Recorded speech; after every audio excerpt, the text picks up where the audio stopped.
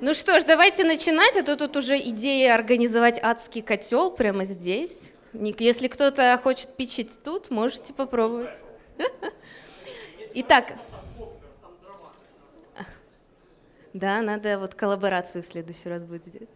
Что ж, я напомню про голосование. Сегодня голосуют не только члены жюри, но и вы, зрители. Для этого вам надо перейти на лендинг нашего события, войти в свой кабинет или зарегистрироваться, и вы увидите вот пальцы вверх под каждым логотипом стартапа. Вы можете выбирать 1, 2 или все 9 и таким образом показывать им свою поддержку и симпатию. Жюри у нас голосует по личным ссылочкам. Если у кого-то возникнут вопросы или что-то не будет не заходить,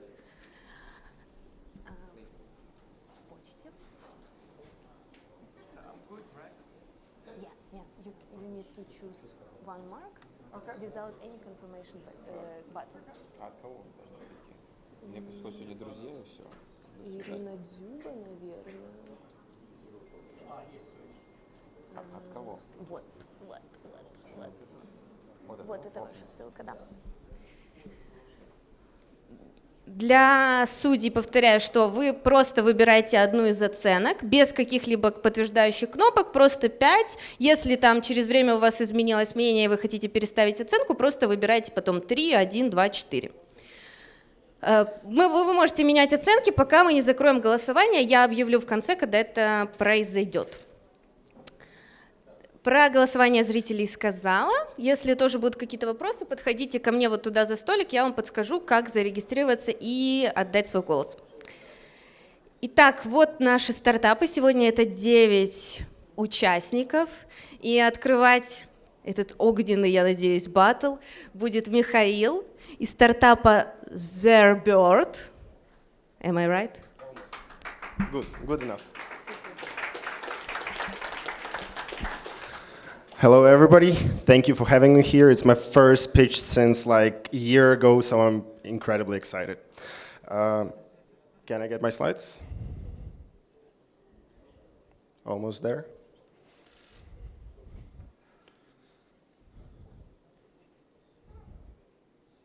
Good enough. Hello, everybody. My name is Misha Dominsky. I'm CEO and co-founder at Zaarbird, and today I'm going to talk about space. Every and each year, humanity launches a lot of stuff into space. Most of that stuff are satellites, and those satellites can be both incredibly big and incredibly small, like a few hundred grams and a few kilograms. The thing is, the market of those small satellites is growing. Well, 10 years ago, it pretty much didn't exist. Right now, it's more than 100 launches per year, and it's estimated to grow to 1,000 launches per year in the next 5 to 6 years. If you have a really big satellite, you can have a launch tailored to you. You're going to choose an orbit, time of launch, everything is going to be just made for you. But if you're launching those really small satellites, smaller than a few kilograms, you have a really limited amount of things you can do, because technologically, it's just really hard to build such a small rocket. The small rocket that is cost-effective for those small satellites, but we're doing it right now in our facility in Dnipro, our R&D facility, where we're building that autophagic unique rocket that's going to allow us to provide the cheapest launch cost for among all the other launchers. We're also going to be the only on-demand and private launches for those very small satellites. And a really good add-on is that because of our size, we don't even need to have a stationary spaceport as all other rockets. Because of our size, we can be launched from a mobile platform located pretty much anywhere around the world. What you need to know about our customers is there's a defined, limited amount of them in the entire world. They are already paying the price we're going to charge them when our technology is ready. And we also have a variety of differentiators to provide to those customers. While the entire market of the launches, space launches in the world is more than $6 billion as of right now, that beachhead that we're going to address in the next 2 to 3 years is around 50 customers per year, generating us from $2 to $5 million of revenue each year. To be there, we need another 2 to 3 years of technological advancements to actually, build the rocket. And by the year 2023, we are planning to have commercial suborbital launches, and by the year 2025, commercial orbital launches. A good add-on is that our rocket is also really low on climate impact. You would need to launch 20,000 hour out-of-phagic rockets to provide as much CO2 in the atmosphere as does one Falcon 9. To do all of that, obviously, you need an incredibly strong team of multidisciplinary professionals as co-founders and advisors. And we have that team. For example, our CTO, Vitaly, has more than 35 years of experience in space technology. Thank you, everybody, for being here. Perasperadastra. Thank you. Thank you, Misha. Thanks for being on time. Dear judges, you have questions? On which stage are you now? As a technology, we are still, we pre-seed. That's, if we talk in venture, we're pre-seed. We just closed our pre-seed round, and obviously building to raise a seed round in the next year. Why do you think your rocket will fly?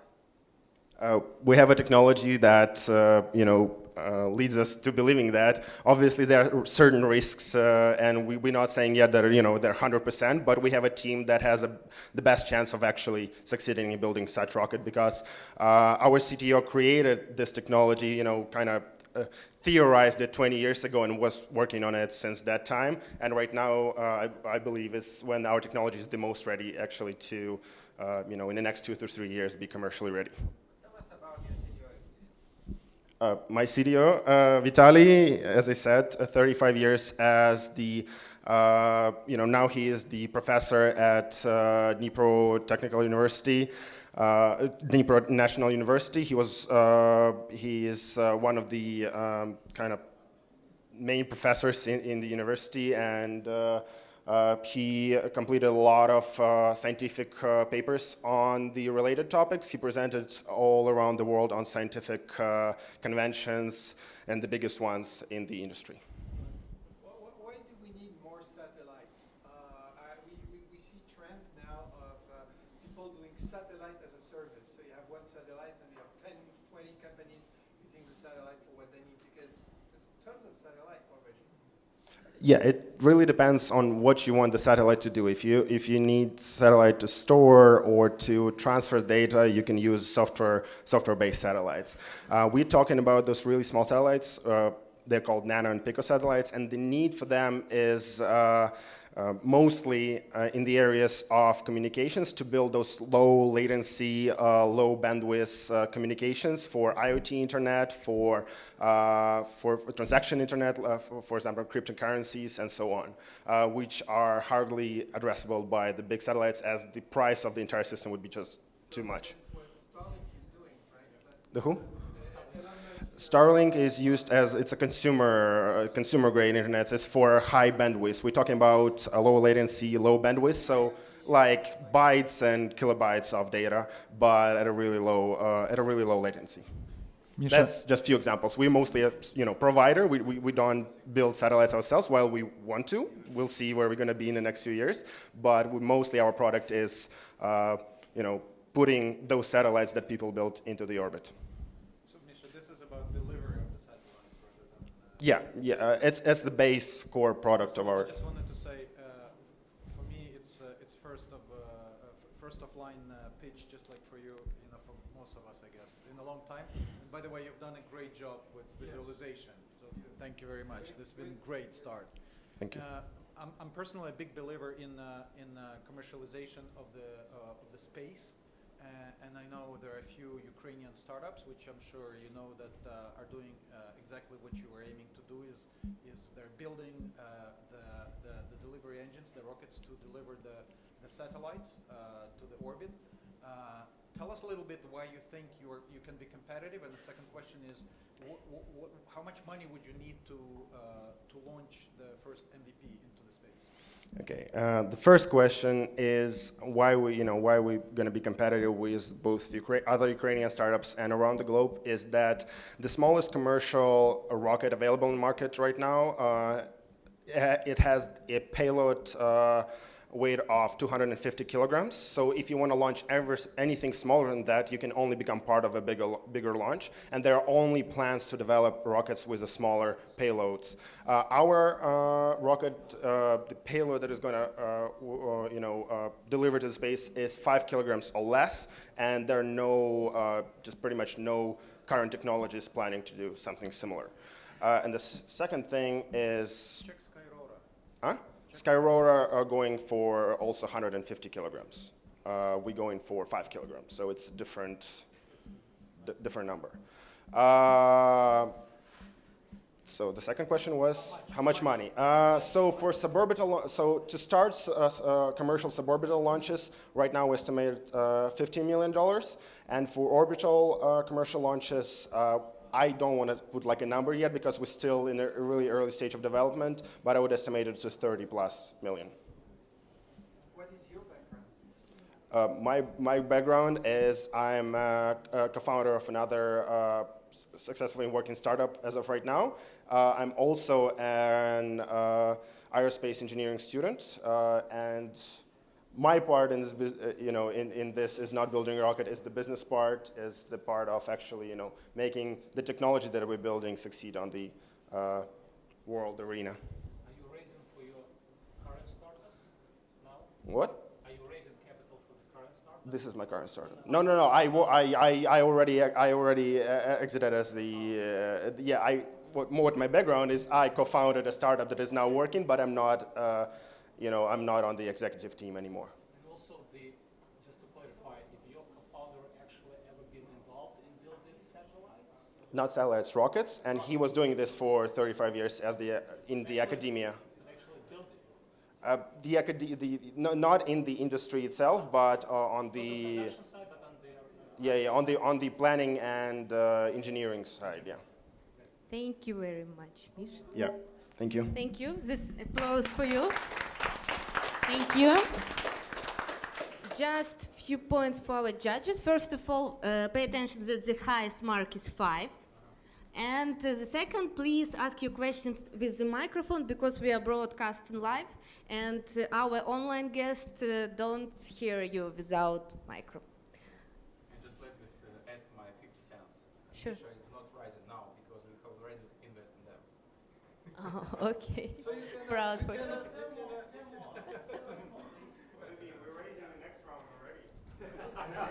We're just preparing for next round. Yeah, sure. Please use micro. Misha is just a joke. Please. Well, anyway, we have met Misha just probably a few months ago. September, sorry. December, yeah, time is coming.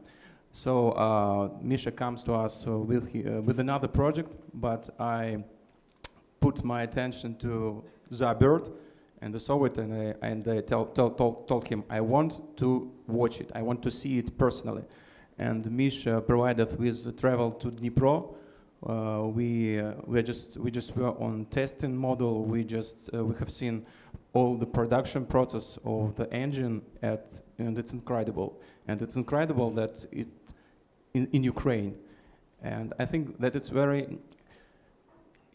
very important project for all of Ukraine. And I want you to join us. Invest in next round, guys. Thank you, Denise. I hope you be a fair judge, no matter that you have invested in Misha. Okay. The next one is MoodUa. Nelly. Hi. You can vote now, or you can put all marks at the end of the pitch session. Okay. Your clicker.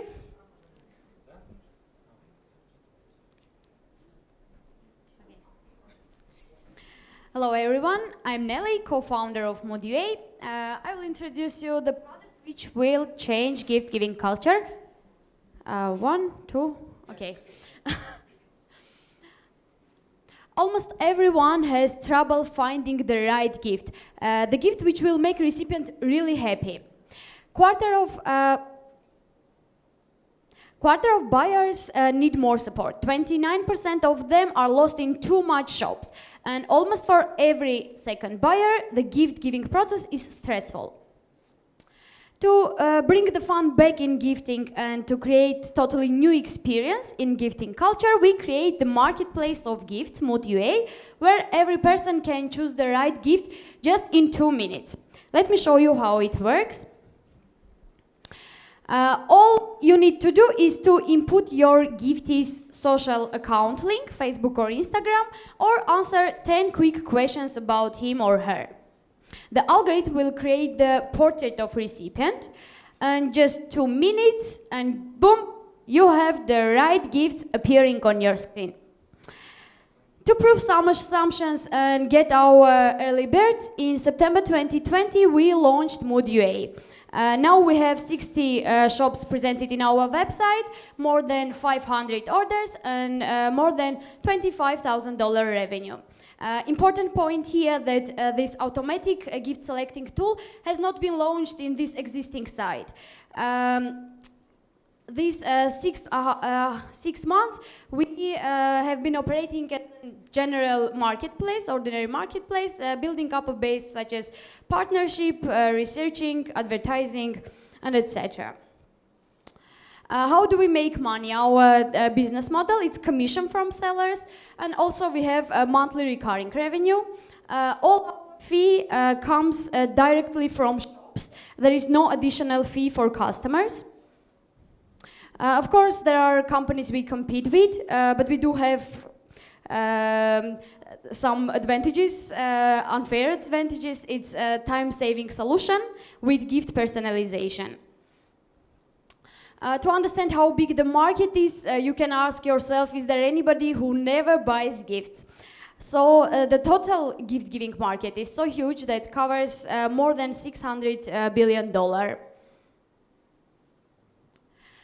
In 2021, we are going to launch our MVP and increase our market share in Ukraine. Also, we are going to enter in Eastern European market and develop our full version of MoodUa. The slide I like most, here we are. Elen, our graphic designer and SMM manager. Haik is responsible for partnership in our startup. Kate is our co-founder, COO. She has relevant experience in economic, specialized in analytics. Also, she has 5 years experience in project management. And me, I'm Nelly, co-founder and CEO of MoodUa. I have relevant experience launching e-commerce startup. In 2018, we launched e-commerce platform, which now evaluated $1 million. Together, we have tied more than 2,000 bows on gifts and flowers. It's all. I'm ready to answer your questions. Thank you. It's always pleasure to meet female founders. Yes, our startup is woman-founded. Many thanks. So tell me, please, how much customers rate you as 3 or lower, and what are you doing with this feedback from this kind of customers? We have now 575 customers. Am I right? Your question is what we do with our customers now? Yes. What data we collect? What are you doing with feedback from customers which rate you 3 or lower? We have some surveys with feedbacks from our customers. It's considering with customer service, with website UX, UI. We're just improving. We hear them. In our survey, 86% of them mentioned that they love MoodUa, especially for customer care. But the way to improve is here from customers who estimate you lower than 3. Yeah, sure. You are right. Most complaints are also from the, we have flower delivery. It's the most difficult side of our job, and all complaints are going from there. Thank you. Thanks for your pitch. I have a questions. Okay, the first one. Have you calculated the customer acquisition cost? And tell me a little bit about your marketing strategy. The first one. And the second question is, have you raised some investment, money or in-kind services, so on? Thanks. Thank you for question. Now our marketing channels mostly are Facebook, Instagram targeting, and Google AdWords and Google Shop. Also, we are working with influencers. At the starting point, we have $20 acquisition cost. Now we have 10.7. And about investments, we have just a smart investment from Karina Abramova. She's marketing director in Bacardi. Only this one. Money we haven't raised. Nelly, thank you very much. A quick one. Your business model seems to be super easy to copy. So what's your plan for protecting it somehow longer term? Just to copy the code is not enough. We have some, and that's why we launched it and worked 7 months to collect some data for AI algorithm to learn it fast. So if we launch first, and we will be ahead of competitors. Also, we have partnership base, which is critical in our sphere. We have also established relationships with shops. I think this is main point, and the third one, maybe it's about cost. We have no additional charge for customers. It's also advantage with our competitors. Sergey? A question about your business model and mainly on operations, because it appears that you have a recommendation engine and also you have the logistics part, right? Do you do the drop ship yourself? Do you outsource it to the partners? How do you select partners? Please elaborate on that. Thank you. Yes. As we launched in Kyiv, now we have delivery service in Kyiv. We do all by ourselves. We get the order. Our delivery man is going and shipping it to our customer. It's the part of our service. We say that delivery man is part of our team. He's sharing our values at all. So basically you are not cooperating with any Glovo, Rocket, anything like that? No, just for other cities in Ukraine, now we use Nova Pošta to deliver other countries. But to launching in other cities and other countries, we will use local shipping services for first time. Quick question. You have 575 orders fulfilled, right? In those orders, how many were flowers? 60% of them are flowers. That was my point. Great. Thanks. Thank you too. It's Thanks, all. Nelly. Yeah. Oh, Dominic? Okay, last quick question. You want to scale? You want to go to the US? Yeah, sure. Why? We think we have a business model which can work also in US, in Eastern Europe, in Europe. I Why don't not? think so. Why not? Yeah. Well, think twice. I think. Yeah. I wouldn't try in the US. I think maybe in Europe, but I don't know. In the US, well, we can talk about it. Thank you, Nelly. Hope somebody ordered flowers for you today. You deserve it. Next one, ShopExpress. Yes? Yes. Yo, Michael, you? Alexei.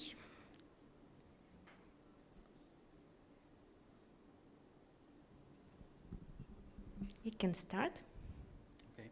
Hello, my name is Alexei Petrichenko. I'm founder and CEO of ShopExpress. A little bit louder. Okay.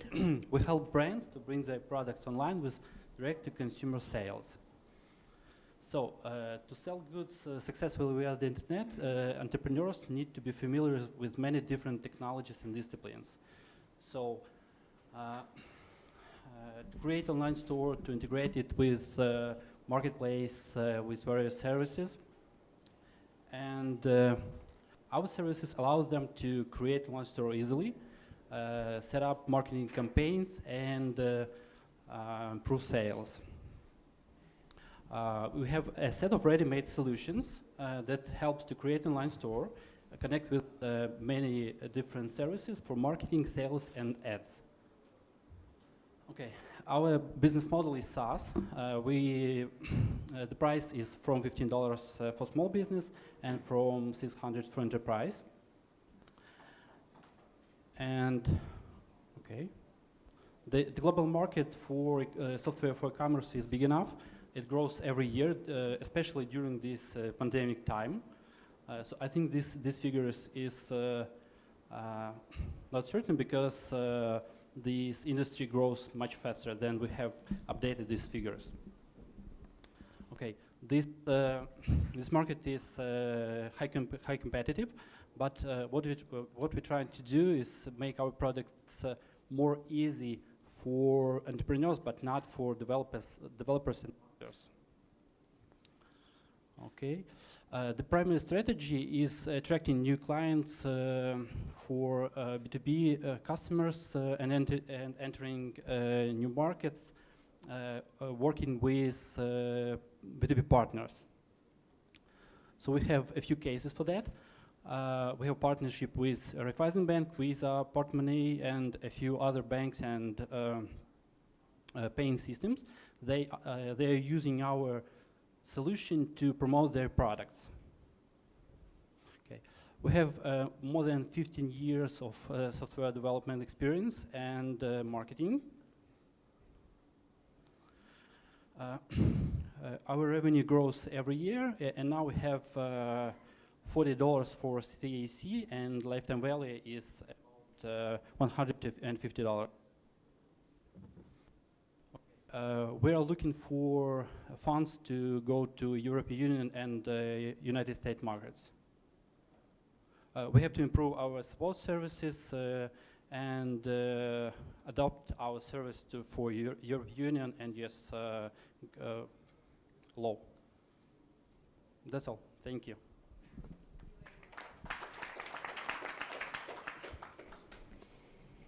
Any feedbacks? Igor? Alexei mentioned some banks. Why OTP doesn't?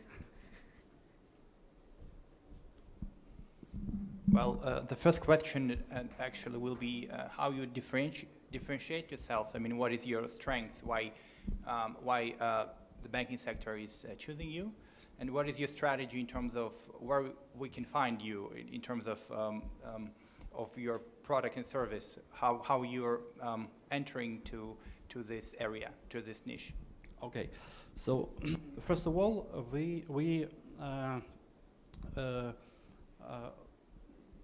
let's say example. A few years ago, we started to work with white label products. So we had to offer some white labels for different niches. And the same idea has Raiffeisen Bank. Then they came to us and asked to try our product. And we worked with them about half of years. And the reason why they chose us, because we could change our product really fast. So it is fast and easy to adopt the product for different niches. For example, banks using our product to promote their acquiring systems. And Visa as a partner of Raiffeisen Bank as well. We don't have acquiring yet, actually. Okay. Thank you.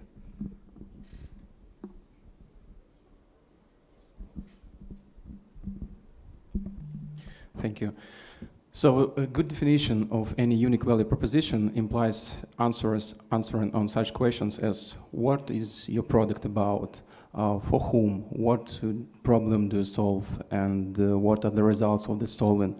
So tell some words about what is your product. Okay, so let's start from our clients, because our clients is businesses who want to sell their products online but don't know how to do that. how to start, where to start from.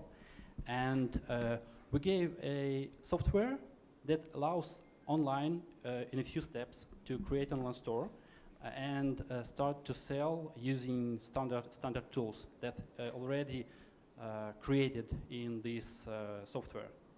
So they could use their own domain name, they could use their own design, and it's easy without to create an online store without any programming, zero code. This way, what's your differentiation from Shopify, for example?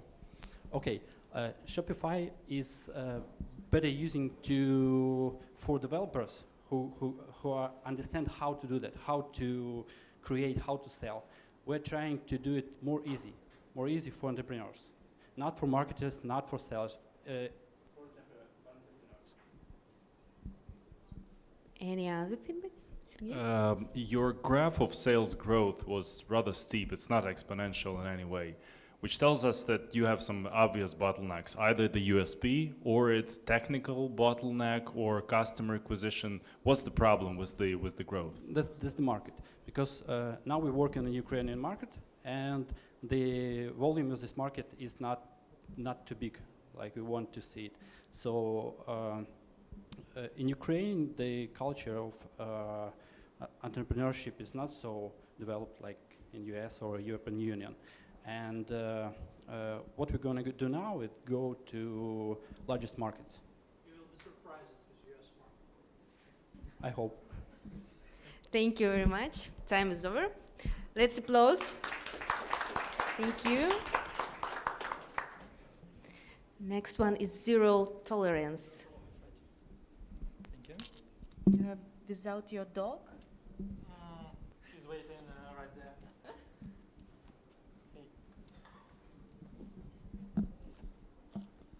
Hi everyone, my name is Victor Den. I'm CEO at Zero Tolerance, and I would like to introduce our company and tell a bit what we're actually doing there.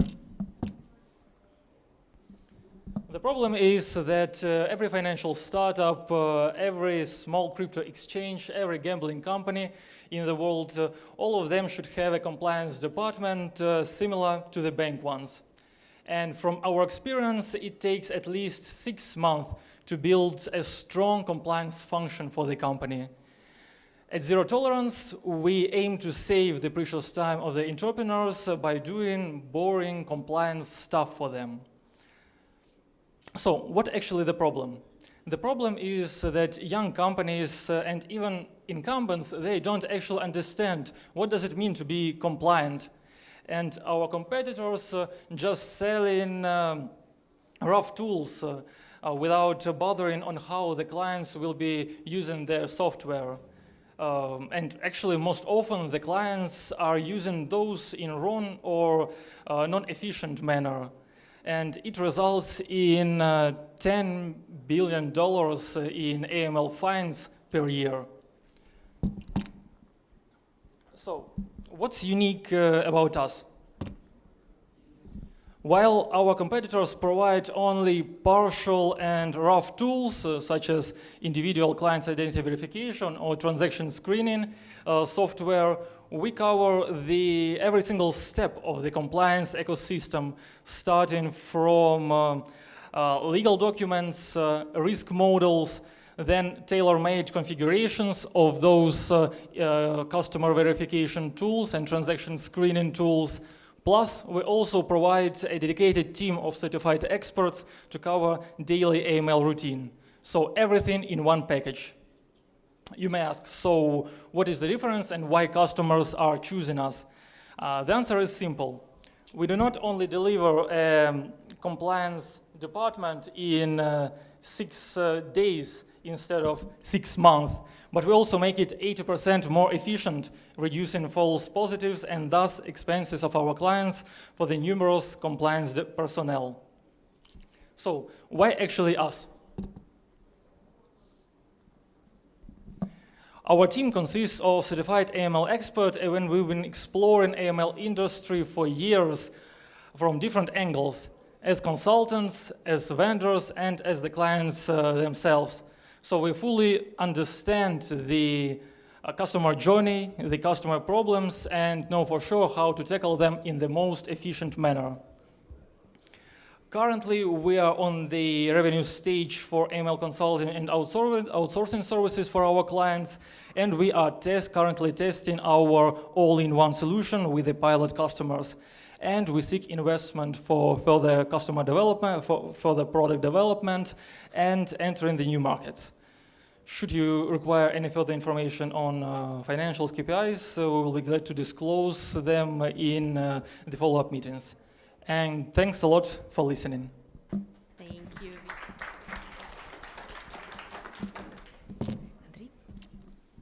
Can you elaborate more on competition? Who do you compete with, and how you are better than them?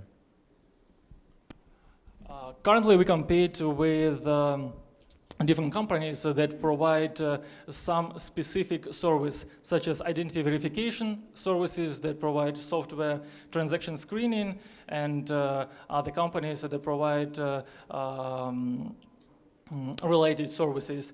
The problem is that the customer should configure all these software by themselves, and most often it's hard to make a right blend and use it in the most efficient manner. We do it in one SaaS platform, and provide also our AML analysts that are trained to work in this platform, so we can do it in the more efficient manner, and we can set up a fully operational ML department much quicker than the customers themselves would do it. You said you have a pilot. Right. And who is the client? Is it bank or fintech currently, the client are cryptocurrency exchanges and from Estonia, and gambling companies in the UK.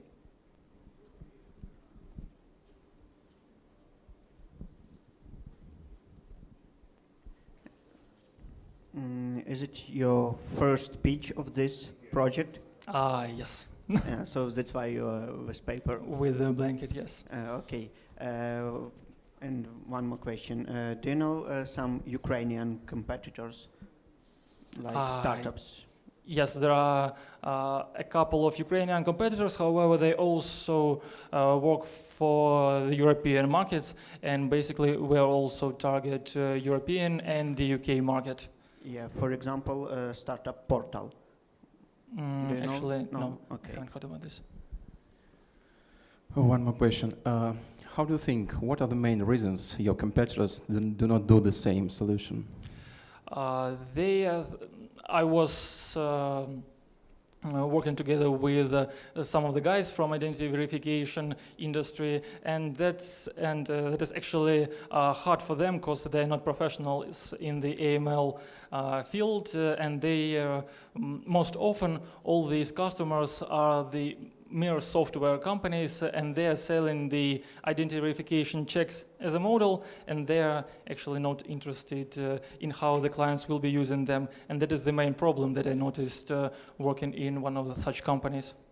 As far as I see, for example, for Deloitte is one of the crucial business streams, and they do really know what AML is.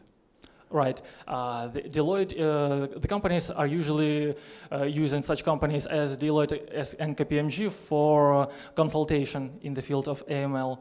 So our clients may use software, identification software and transaction screening software, and they also will need to apply to Deloitte for consultancy, and that costs a lot. I see. Okay. I hope there is no anyone from Big Four here. What is your business model? How do you make money? One moment, please. There are basically three pillars how we charge the clients the initial commitment fee for setting up the ML policies and procedures and risk models. The second pillar is charging for KYC and KYT checks as buying an annual package for example, 10,000 KYC checks, or on pay-as-you-go basis, so the clients will be charging according to how many checks they use each month.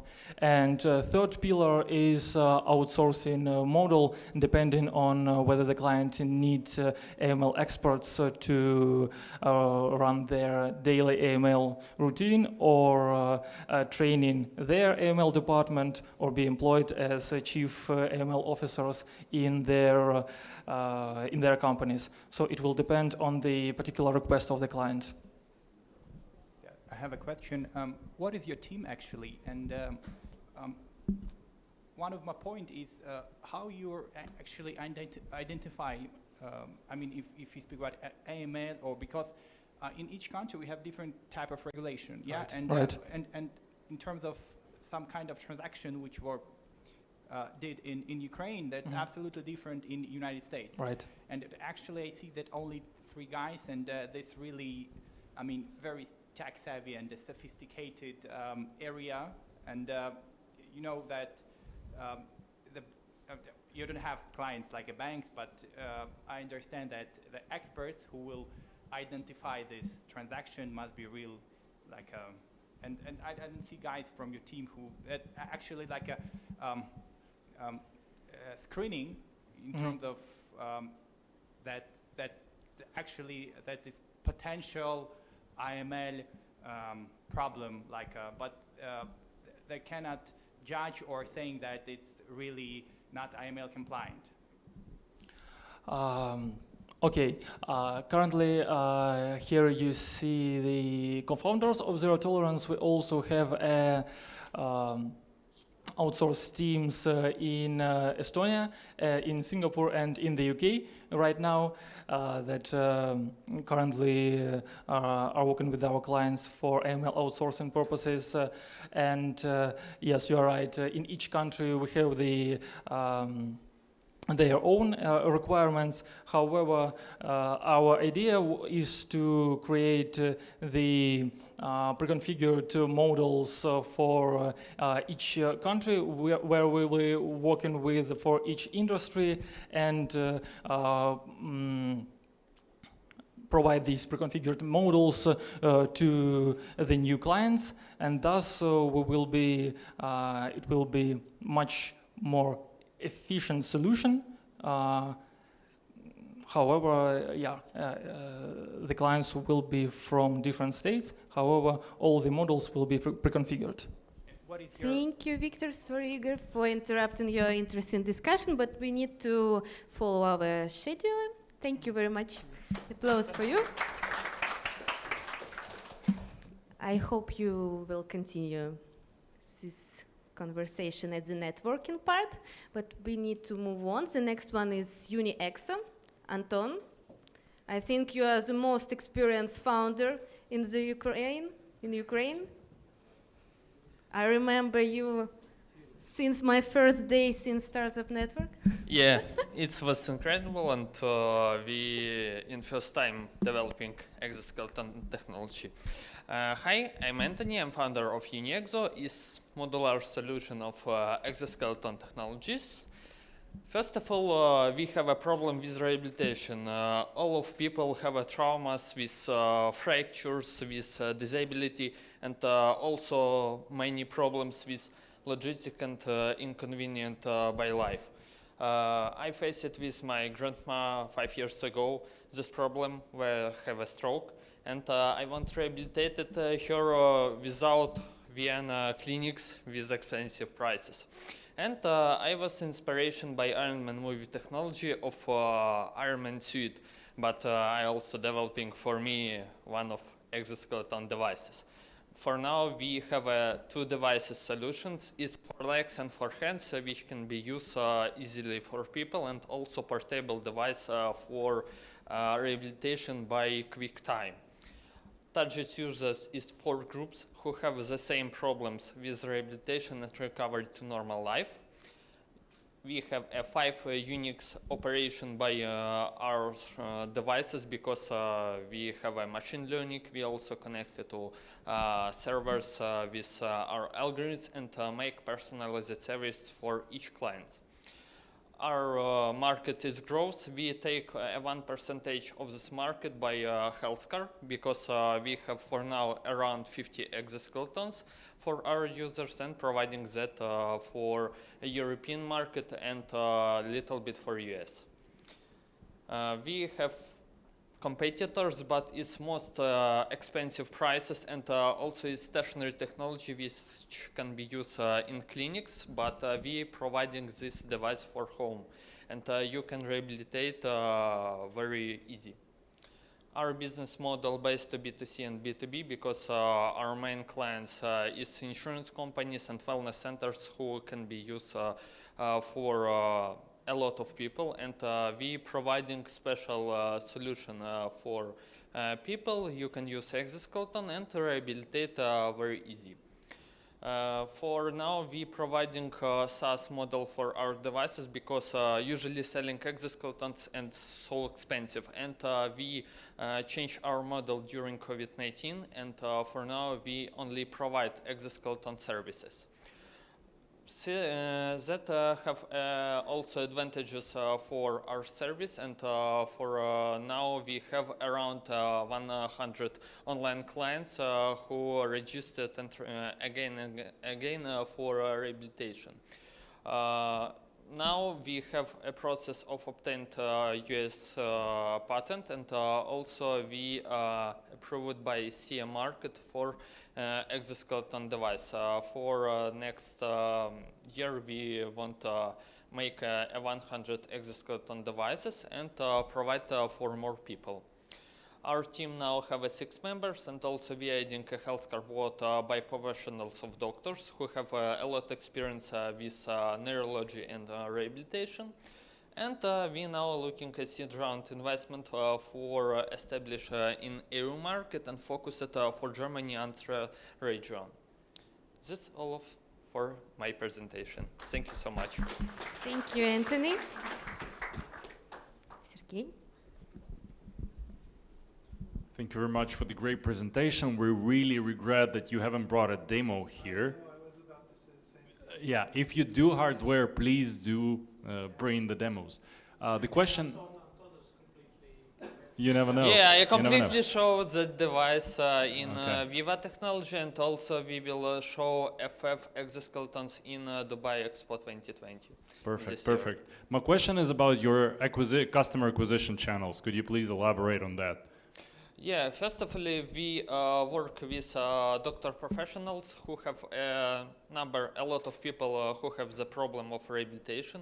Also, we ask to alliance company, insurance company who have also the same problem with people who staying in home but need rehabilitated for now, and it's a very easy solution providing the service, because we provide part-time exoskeleton, and after using exoskeleton that come back to company to next clients, and that point very good work a lot of devices for now, and we will attract for next year around 3,000 new clients. But is it need CE mark for working with rehabilitation centers of that? One more question. As far as I see, a lot of good ideas could be broken by bad execution. And if you talk about medtech, I suppose that one key factor of success is selling process. Tell some words about motivating system in your company for salespersons. First of all, we want to provide for people rehabilitation solution without stationary equipment, because a lot of people who waiting rehabilitation in centers pay a lot salaries for rehabilitation centers, and also cannot be used the device in home. And our motivation providing that solution for home people of that, and also focus it in home care technology. No, I'm talking about the program for your salespersons. Yeah, for salespersons, it's very hard because we have 2 persons who selling now exoskeletons. And also we need more work with doctors for providing the solution. It's not easy for selling of that because 3 years ago we only selling for private clients this exoskeletons. For now it's more a service model.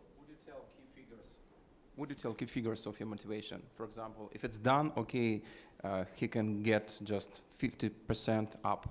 And Yes, first of all, we reduce the price of rehabilitation, and also we are providing a percentage from each service sale. For example, if you paying 1,000 euros per month, for doctors it will be 50 euros per device because it's need a lot of number of people for using the exoskeleton. It's a business I know fairly well from another part of the business, looking at Stanford Research Institute, MIT. I mean, they all have huge labs working on this, heavily financed by DARPA and military. So there's a shitload of money in this business in the US, and no product yet hit the market. And I'm wondering, why? I mean, why you right now are you going to disrupt this where it seems to me that this market is not coming out? And my second question is, if you go to the US, do you have good lawyers? For now, yes. Very good lawyers. We talk about that with Igor Shoifat, if you know, and he provided for us a good lawyers because I know a lot of problems will be with customers, first of all, and secondary for FD. Not a lot, shitload of problems. Yeah, I know it's very hard, but for 10 years perspective, it will be very good growth because people want variable technology, not stationary, and not spend a lot of time in clinics. And for now, it's also a big problem because in 2020 we have 20 customers who use exoskeleton. And when we launch online registration, we registered in first time 80 users for perspective of use exoskeleton. And for now, we have around 120 users who will use during 1 year exoskeletons. For first question about developing exoskeleton technology, yeah, you're right. Exobionics take a contract from Pentagon and developing exoskeleton devices, but we started from zero to commercial products of that. But during 5 years, yeah, I know it's not easy, but we also recovery from COVID quarantine problems, but for now we also make a revenue. Thank you, Anthony. Yeah, Thanks thank you a so lot. much.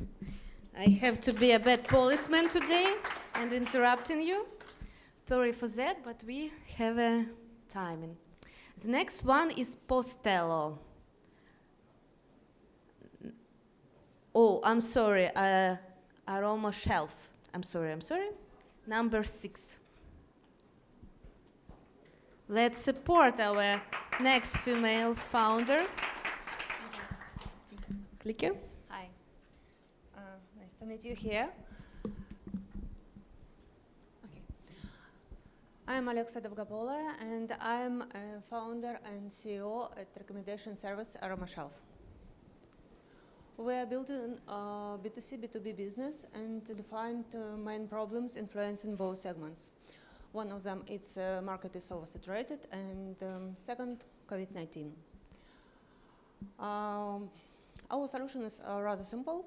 We are based on normalized data set integrated with user-generated content.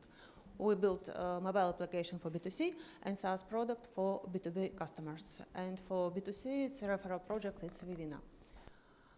With our holistic approach to the analysis, we will have a superiority over the existing solutions in terms of data quality. And we use AI/ML, and now we are testing gas chromatography and electronic nose analysis to choose one of them. We will answer the question what perfume went to where, when and where to wear, and we'll facilitate the path to the consumer. In our revenue model, we are primarily targeting B2B customers, and now we are going to start with online retailers. For starting validating our revenue model, we need 3,000 users that will give us information. Each of them will give us information about 5 or 7 fragrances. Our serviceable available market is $10 billion, and we target 1% in 7 years, and it's $100 million of serviceable obtainable market. We built our data set from scratch with the vision of the structure and promoting tools we will use. Now it's AI ready by design and allowing us to quickly iterate and experiment. Our recommendation accuracy now is the same as our competitors, but when we increase our research and development, we can improve our accuracy. We know that our community now is very weak, so we involved an advisor that will help us to deal with this issue. Now we are in closed beta MVP on iOS, and we iterate with a Reddit fragrance community. We incorporated in Luxembourg, which is a AAA country with supporting startup ecosystem. With its unique geolocation, we will have proximity and at the same time, independence regarding to our key markets. And now I am waiting for my business permit. We have excellent and very devoted team that consists of core team, contractors, and advisors. Some of them are ready to be a full-time team member when we has raised financing. We are raising primary for hiring new people, product evaluation, research and further data collection, user engagement, and legal support. Thank you very much for your attention. Oh, maybe I will need it. Dear judges, just 3 minutes for questions, please. Okay. Sasha, I'm here. Yeah, I did not quite catch. How are you going to recommend me the aroma? How do you know what I like, what I don't like? Or I just did not understand the. We collect enormous. So we are collecting enormous data about the different preferences from different people in different climate zone and with different weather and so on. So when we come to us and say what you previously used and liked, or we will where you are going to wear this fragrance, we will recommend you what will be suitable for you right now and in this particular place. Have you already tried it on Denise? Denise dislike perfume at all. It's my pain, my own pain. By the way, could you tell us about your customer development process? Have you tested your product, and what are the results of this customer development?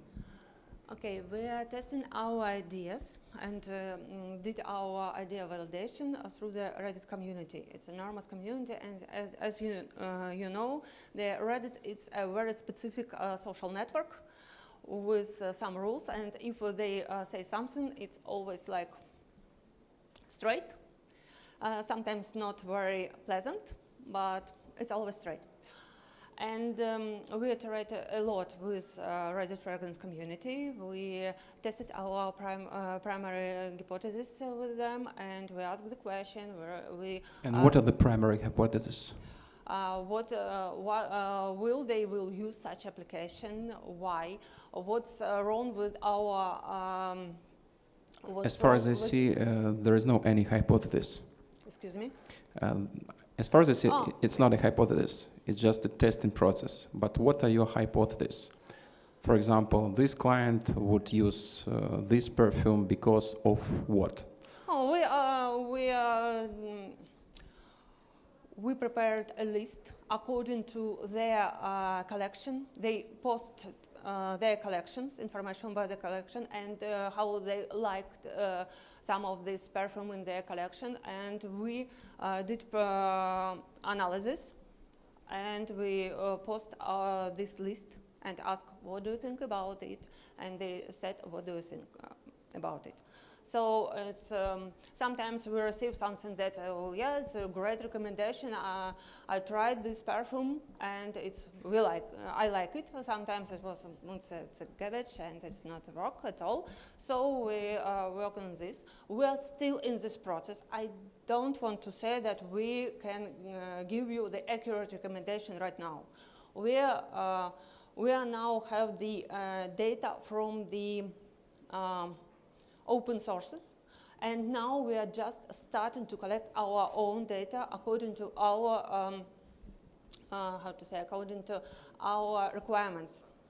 So if you ask me this question maybe in half a year, I will give you another answer, completely another answer. So we are now in beta testing. We have we allowed not more than 10 users to our application, and after that we saw what they do in our application.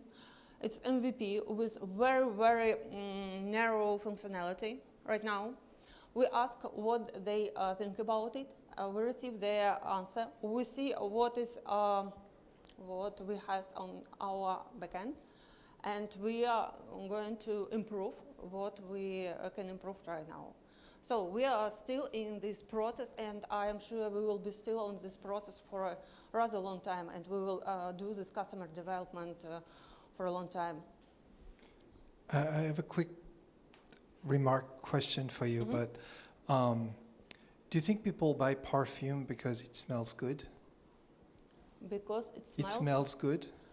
I'm going to give you a story because my understanding of perfume is what a journalist asked Marilyn Monroe, what are you wearing when you sleep? And she was Chanel numéro 5. And then everybody started buying Chanel numéro 5. And if people buy Chanel numéro 5, it's because everybody wants to be Marilyn Monroe, not because they want to smell good. I wear Chanel Bleu, and I wear Chanel Bleu because I want to look like Gaspard Ulliel, which is my favorite actor, not because it smells good on me, because usually after 10 minutes, I think it doesn't smell anything anymore. So my question is I understand the point, but isn't perfume just a marketing thing?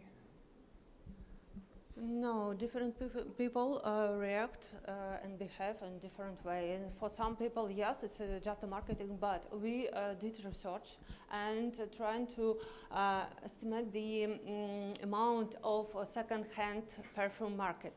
And it's enormous. Really, it's enormous. So people buy something, and after that, they don't know what to do with it. Because it's not a secret that when you try the perfume in the shop, it smells good, for example, first 20 minutes, and you buy it, and you're happy, and after that, after an hour, you realize that you have a headache or something else, and it's not for you.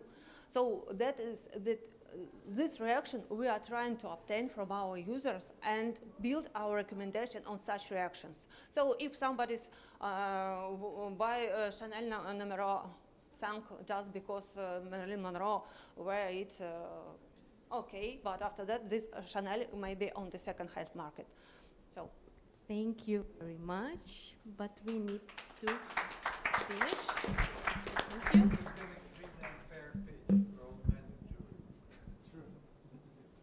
Also could be Marilyn Monroe, sorry. I wish I did. I know. It's a good warm-up. Maybe it's time for Desiree. Right? It's on fire. Please, next. Thank you. Next one is Postello, yes? Alexander? Are you ready? What is your favorite perfume, by the way? Dior Sauvage. Oh, okay.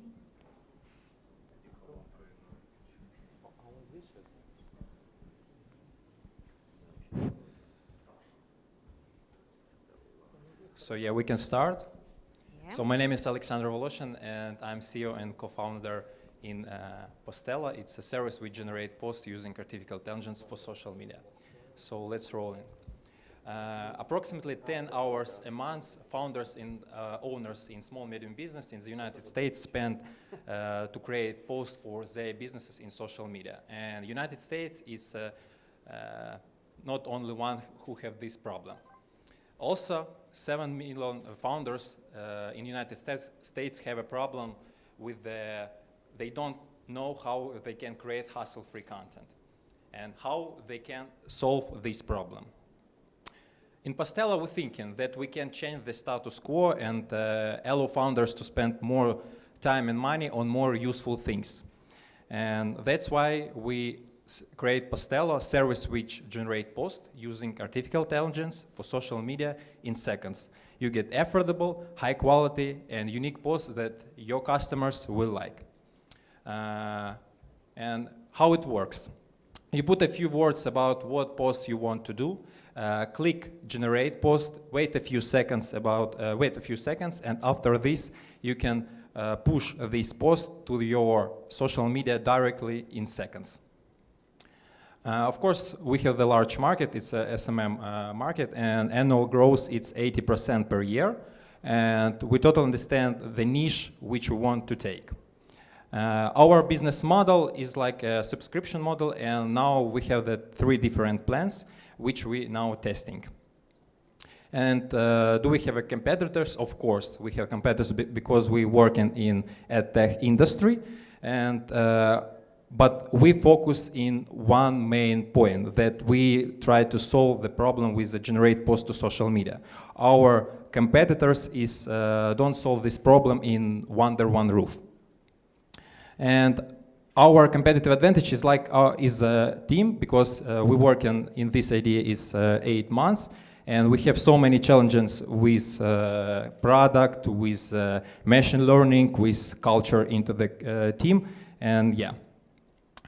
And we finished 3 acceleration program. Now we have users in our MVP, and we incorporated in the United States, and we broadcasted in Web Summit 2020. We're finding that 35K from Ukrainian Startup Fund, it's 25 for pre-seed and 10K for acceleration program. And we have the whole team which can creating this great product. I have experience in sales. I made the 20K sales in the US market. Alexander Studeniak have experience in 15 years in IT sector. Alexander Duchenchuk is our CPO, which launched 3 startups from scratch. And our hope, it's our Nadia Maltseva, have experience in 15 years in management and marketing. So yeah, let's keep in touch in LinkedIn or in email. And if you want to try our product, want to join the beta testing, you can scan this QR code and enjoy to our product. So yeah, Postello, click, post, and done. Thank you. Denis, I appreciate your activity, but some judges may offended at me. Forget about me. Just for this startup, okay? Roman, it's you. Hi, very interesting. Thank you very much. Can you please elaborate on where the competition is, and whether you know how much funding they have attracted, where you're better, obviously, and at which stage you're at beta version, right? So how much funding would you need to be at full launch? For full launch, we don't need for right now money because we're so close to the public release with this money from Ukrainian Startup Fund. And your first question about how much funding our competitors.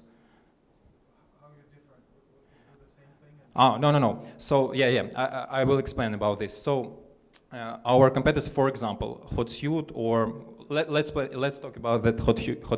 Hotsuite, it's like only the platform which can manage all your social media pages or something like that, yeah?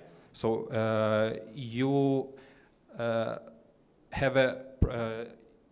in this area, you need create content for which you can put to the Hotsuite, yeah, and publish to your social media.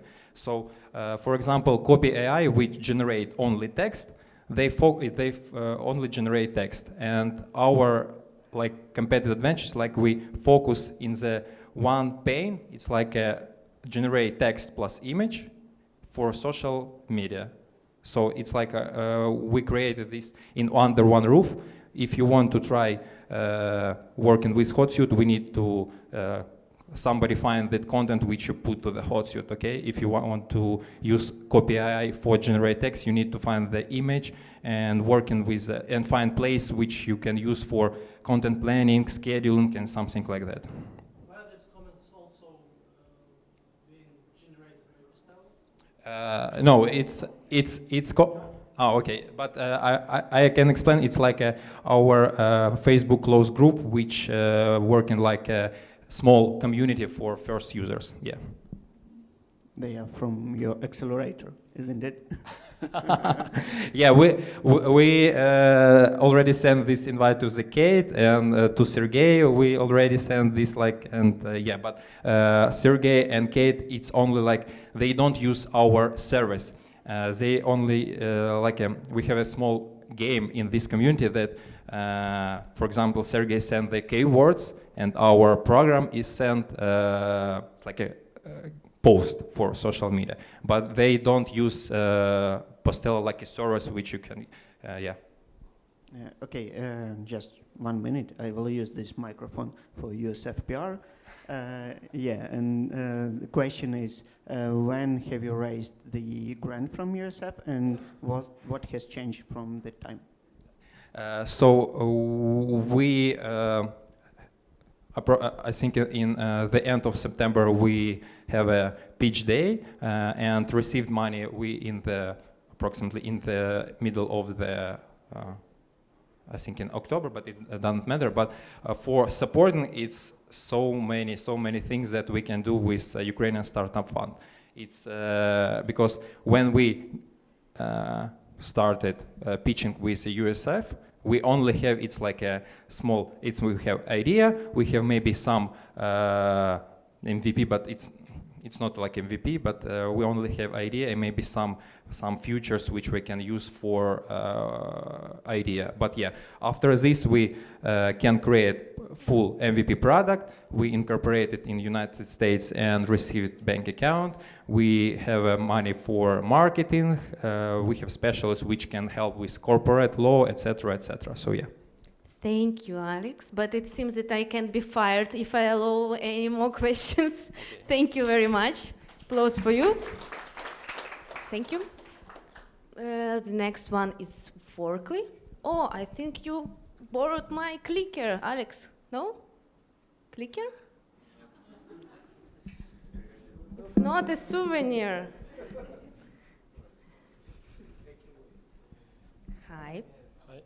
What is your name? Introduce yourself. My name is Kostya, but it's not Workly actually, it's Hirio. Workly is our previous name, so okay. A little bit changed. Okay. We don't have it in the voting. Uh-huh.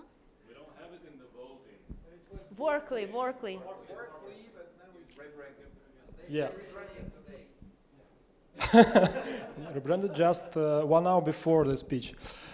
Oh, hello, my name is Kostya, and I'm here to present Hirio, the workforce as a service platform which connects gigs professionals with companies within 24 hours. I'm a serial entrepreneur myself with 2 failed companies, and I had 1 successful exit. Honestly, we thought that this will be failed company either. Just a quick reference, we started in February 2020, just before lockdown, and we thought COVID will just kill us. But we didn't die. Now, currently we are processing 10,000 of applicants each week, and all of that with zero marketing budget. I would like to show you why we started this business. Blue-collar workers were forgotten last years, and this causes a situation of many unqualified workers with low commitment, with high attrition rates and churn. In the end, this affects companies' performance. This market is intermediated by legacy staffing agencies and represents 500 billion in the market size. In the 5 years, companies will not have employees internally, and the platform will be serving the workers on demand. That's why we are building Hirio, and we see a tremendous opportunity not only to displace those staffing agencies, but to bring new companies with a technology solution where they can see the fully transparent workforce. The platform where these companies can find pre-qualified workers in specific industry and fill the workforce gaps within 24 hours. With our platform, companies decrease time to hire by 10 times. And with Hirio, recruiters can accomplish their work 2 times faster and save up to 60% of their time. That's why such companies like Rosetka trust us. We have 6 enterprise customers, top companies of Ukraine's economy. All of them were acquired during lockdown. Also, we've launched first pilots on the global market. And with COVID, we were thinking that we will close the company. And in 9 months, we reached 4K MRR. And in May, our platform will be used by 50,000 of users. With this team, it's not a first project that we already created. With my co-founder, we already built up 2 startups, and 1 company we sold after 2 years of work. And in Hirio, we are very excited with our mission to increase workers' life standards and to improve worker and life balance for them. We are backed with most prominent investors from Europe and from the US. We started to gain traction in the US market, and we are looking for partners who are willing to embark on this exciting journey with Hirio. Thank you. Thank you, Kostya. Dmitry, maybe you have questions? No? Oh, Anne, okay.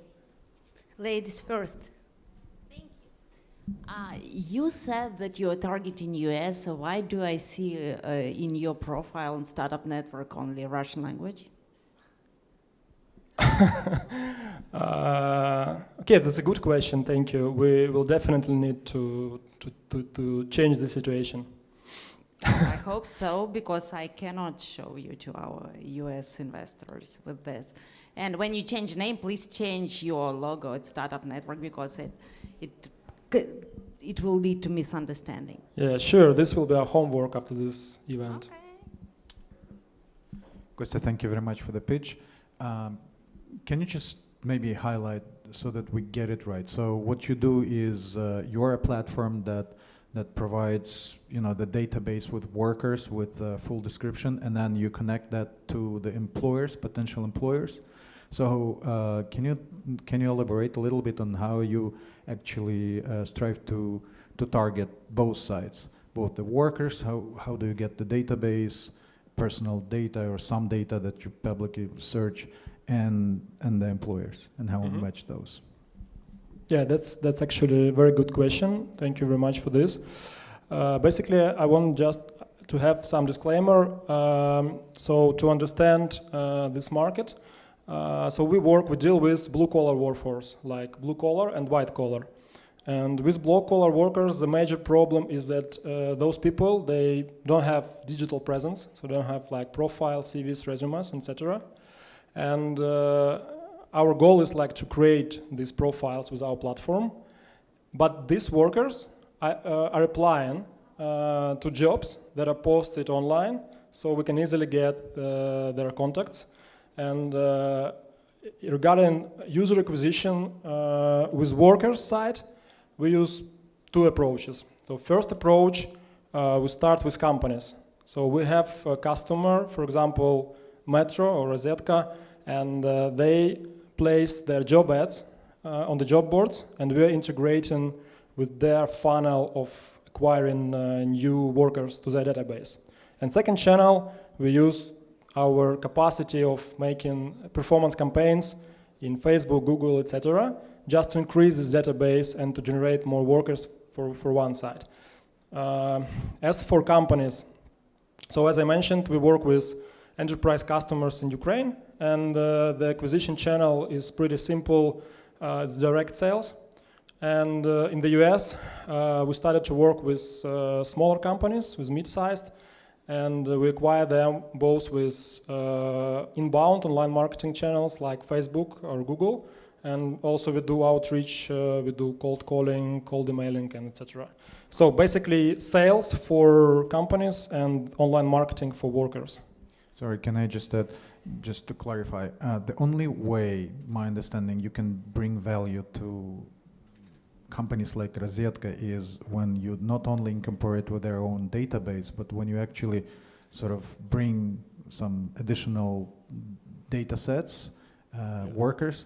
So you probably are facing a problem of digitalizing those workers. So do you employ, pool of people that just call the number and digitalize those?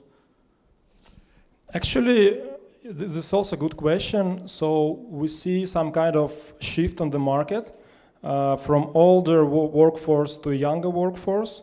And right now, there is not so big challenge to propose to those workers to use a digital flow, like mobile first, smartphone optimized with like clear script. So most of these worker profiles, they come from digital funnel when they complete all the steps and create profiles in our platform. But some stake we still have to complete with phone calling and getting information from this worker to enrich these profiles to get it more relevant for companies to choose.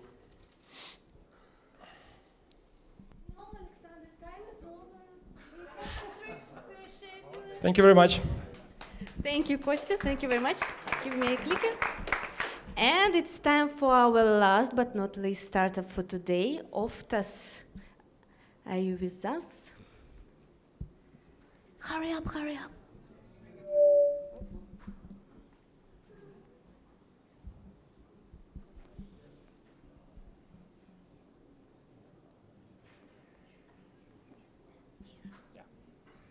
Hello, my name is Ivan. I'm co-founder and CEO of Ophtas. First of all, I want to outline the problem. It's inefficient and really expensive modern medicine, and it mostly overcomes diseases in latest stages of their development. And main reason is that the patient comes to doctor late when it have problems with health and disease has harmed and this person I'm sorry problem is that patient come to doctor late and health is harmed and should overcome this problem. The solution is obvious. It's when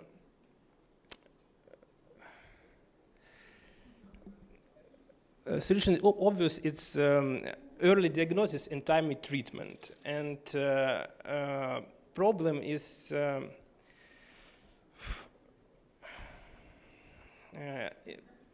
problem is that there is existing big variety of different methods of testing of health, but they are expensive. There are problems of physical access to testing sites, and they require a lot of time. And goal of Ophtas is reduction of access threshold to early diagnosis. And we choose ophthalmological examination because it's only one non-invasive fast, convenient, and highly informative method of testing status of smallest blood vessels and nerves. And the Ophtas is a convenient service of obtaining high quality ophthalmological examination.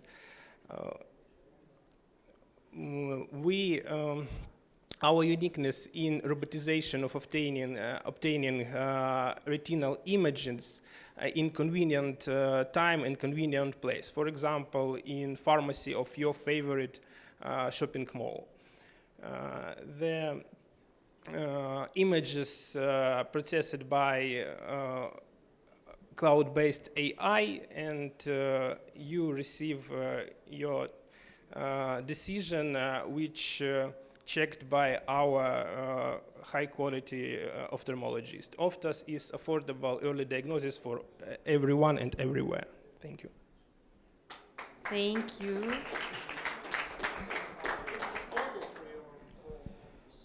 It's B2B2C because our main client is who pays, and in reality, in the United States, pays insurance company.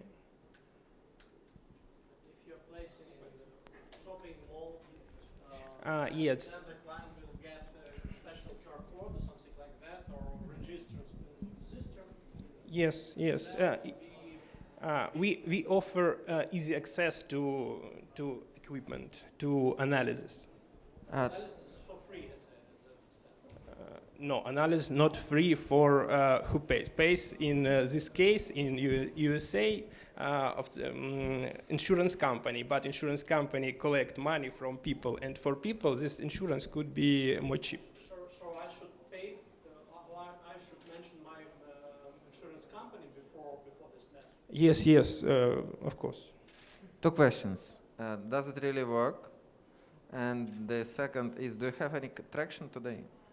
Our project combines of 2 parts, hardware and software, and we made proof of concept for any part. We collected, assembled optical system and camera. We created robotic mechanical system. Now we training our AI, and in 1 or 1.5 months we will get our MVP who made off-chain. But do you really can understand if there is any disease, or it's just a theory? It's our reality, and it's not rocket science. It's standard task. We don't have already all this part. Any research on this topic in the past? Lot of. Okay. It's ophthalmological examination. It's standard examination last 50 years, and by retinal check you could reveal more than 30 different signs of diseases, systemic and ocular diseases, which are cause of 3 top causes of blindness in the world, and diseases among top 7 causes of death in developed countries. It's like cardiovascular disease, diabetes, and Alzheimer's disease. Can you tell us more about the team? And full disclosure, I know you guys because you're based here, so. Yeah, our team, it's 3 co-founders. Yuri as our project owner and programmer, and Arsen, it's a PhD in medical devices from KPI. And we have some advisors from medicine, very good ophthalmologists. We have guys with business development and ML. Probably the last question, but I'm not sure. On the back of the statistics from Zaarbird, as I mentioned, just more than 90% of patients who have cancer survive if they find out on the first stage. Am I right that your core value is try to give your product the majority of people and make early diagnosis process available for all? If yes, so how do you do this? Yeah, exactly. It's our purpose. We want enlarge a funnel for general screening because it's very cool and for budget, private budget and public budget when people start treat in first stage of disease, not last, not fourth, for example. And we want to cooperate with clinics, with insurance company, and make this test cheap. Because, for example, in USA, ophthalmological examination costs about $200. We want to offer the same service in $20–30. And when people should spend half of day for go to ophthalmologist, when you have free 5 minutes on your shopping mall, you could make this checkup. So there is not about direct sales. You have just ambassadors amongst clinics, insurance companies, and so on. Yeah. Yeah, it's our plan. Yeah. See. Thanks. Thank you, Denis. Thank you very much. Time is over. Great speech.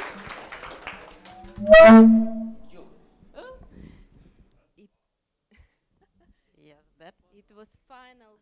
Thank you, guys. I'm not.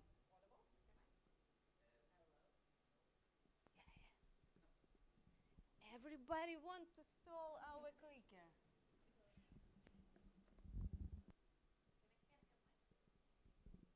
Something. Hello? Hello? Did you cut us out, guys? Hello? Anyway, yeah. Okay, good. Thank you, startups. You have done a great job. Now, judges, please finish voting. In 2 minutes, starting from now, we will know who the winner is, who we will take to Unicorn Battles in Eastern Europe. Because from Unicorn Battles, the winner will be participating in Unicorn Cup. Then this is World Finals. So, if you want to change marks, you can do it. You have 1.5 minutes to go. And while you're doing that, I would like to ask Dominic to tell us what Unit.City has for winners. Unit.City will be selecting 3 companies that Unit.City himself likes, or Dominic likes. I don't know who chooses this in Unit.City. And yeah. So it's a democracy. I decide and people do it. I love it. Well, I'm French after all. Well, thank you guys. We loved it. Actually, Ophtas is part of the bootcamp we have. And I think we have some work to do on the pitching because, see, this is what we need to do. Cool. Well, yes, we will choose 3 companies. I don't want to influence the judges, so I'm not going to announce them yet. But I made my decision, and I think one is flying, one is hiring, and what is that? Well, that's the okay. But shh, I'm not. Okay. I'm not saying. And one is posting stuff, right? But yes, so we will announce them. What does it mean? It means those 3 companies will have a free access to Unit.City for 3 months. They can stay here in the Nest Bootcamp, and they will have access to all our bootcamp training, including pitching session, and you'll see. We're learning from it. So yeah, as soon as the judges have voted, I will announce our decision. They did. And I know who the winner is. Are you ready? Yes. Okay, who is on the money?